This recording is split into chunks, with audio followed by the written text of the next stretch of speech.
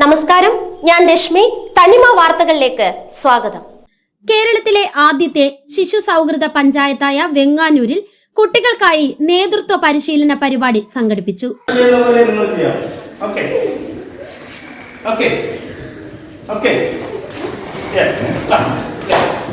ഇനി എന്റെ വാച്ചിൽ 11:27 ഞാൻ റെഡി സ്റ്റാർട്ട് പറയും.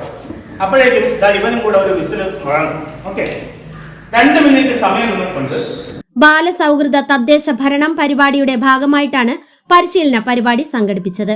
ഈ 4 പേരുണ്ടല്ലോ, ഇവരിവിടെ വന്നിട്ട് ഇത് വെച്ചിങ്ങനെ ചാടും. ഓക്കെ, ഇവർ ചാടിയാൽ മാത്രം നിങ്ങളും ചാടും. ഓക്കെ, ഇവരെപ്പോഴാണോ നിർത്തുന്നത് അപ്പോൾ നിങ്ങളും നിർത്തണം. റെഡിയാണല്ലോ? ഓക്കെ, റെഡിയാണല്ലോ? Ready, 1 2 3 start. ഓക്കെ, അവർ ചാടിയാൽ നിങ്ങളും ചാടും. അവര് നിർത്തിയാലേ നിങ്ങൾ നിർത്താം. ഓക്കെ, ഞാൻ എപ്പോഴാണോ നിർത്തുന്നത് അപ്പോൾ നിങ്ങൾ നിർത്തണം. യെസ്, ഓക്കെ ഓക്കെ, കൊള്ളാം, നല്ല ആൻസർ. ശരി, ആ ബലൂണ് കയ്യിലിരിക്കട്ടെ. ഇനി ഒരു സാധനം ഞങ്ങളുടെ തുറക്കാൻ പോവുകയാണ്. ഓക്കെ, ഗ്രാമപഞ്ചായത്തിന്റെയും അദാനി ഫൗണ്ടേഷന്റെയും സംയുക്ത ആഭിമുഖ്യത്തിൽ സംഘടിപ്പിച്ച പരിശീലന പരിപാടിയുടെ ഉദ്ഘാടനം ഗ്രാമപഞ്ചായത്ത് പ്രസിഡന്റ് RS ശ്രീകുമാർ നിർവഹിച്ചു. നല്ല നേതൃത്വം, വ്യക്തിത്വ വികസനം, സാമൂഹിക സന്നദ്ധ സേവനം, പാലിയേറ്റീവ് കെയർ തുടങ്ങിയ വിഷയങ്ങളാണ് പരിശീലനത്തിൽ ഉൾപ്പെടുത്തിയിരുന്നത്. ഗ്രാമപഞ്ചായത്തിന്റെ ബാലസൗഹൃദ ഗ്രാമം എന്ന പ്രോഗ്രാമിന്റെ ഭാഗമായിട്ടാണ് സമ്മർ ക്യാമ്പ്, സഹവാസ ക്യാമ്പിവിടെ ഉപയോഗിക്കുന്നത്. ഞാൻ എല്ലാ വാർഡിൽ നിന്നും 5 കുട്ടികളെ വെച്ച് ഒരു 50 പേരെ അറേഞ്ച് ചെയ്തതാണ് ഇവിടെ വന്നത്.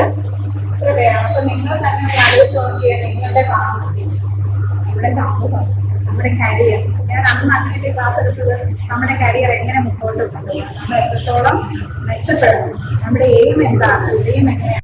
2 ദിവസങ്ങളിലായി മുട്ടയ്ക്കാട് NSS കരയോഗം hall, Nellivila government LP school എന്നിവിടങ്ങളിൽ നടന്ന പരിശീലനത്തിന് ജോർജൻസൺ, മായ, ജോണി, ദിവ്യ, രാജി തുടങ്ങിയവർ നേതൃത്വം നൽകി. തുടർന്ന് മുഴുവൻ കുട്ടികളെയും ഉൾപ്പെടുത്തി വാർഡ് തലത്തിൽ ബാലസഭകളും പഞ്ചായത്ത് തല ബാലസൗഹൃദ ക്ലബ്ബും രൂപീകരിച്ചു.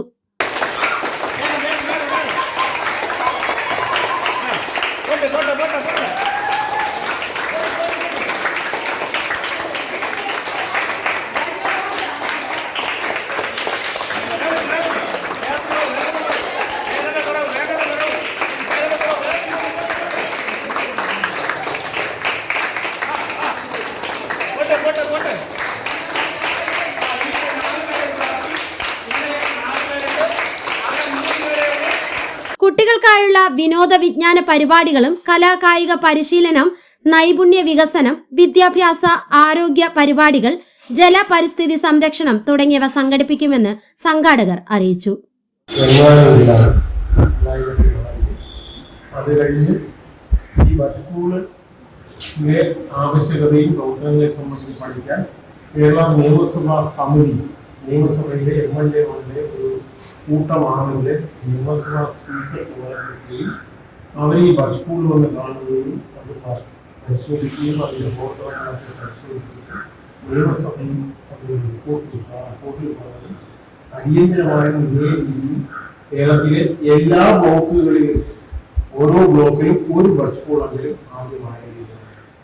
നമ്മൾ നടത്തിയ സർവേയുടെ ഭാഗമായി ജനിച്ച നാൾ മുതൽ പുറം ലോകം തമ്മിലുള്ള വീടിന്റെ 4 ചുവരുകൾക്കുള്ളിൽ ഉൾപ്പെട്ട ഭിന്നശേഷിക്കാരായ ഒരുപാട് കുട്ടികളെ നമ്മുടെ പഞ്ചായത്തിനകത്ത് കണ്ടെത്താൻ കഴിയും.